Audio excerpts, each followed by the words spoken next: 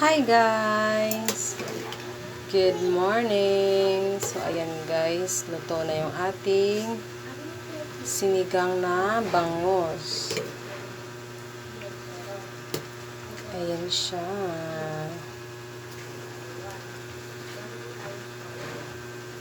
Luto na yung ating bangus guys. Ayan, pwede na natin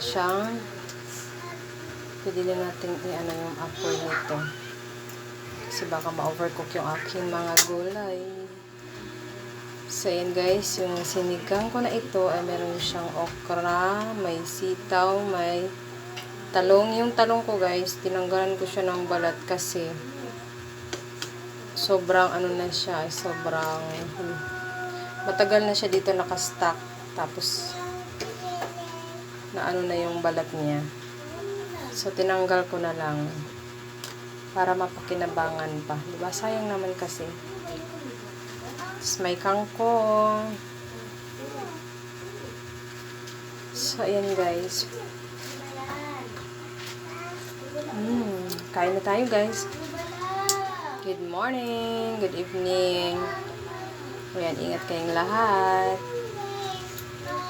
Thank you for watching guys. Please follow for more. Don't forget to share. Bye.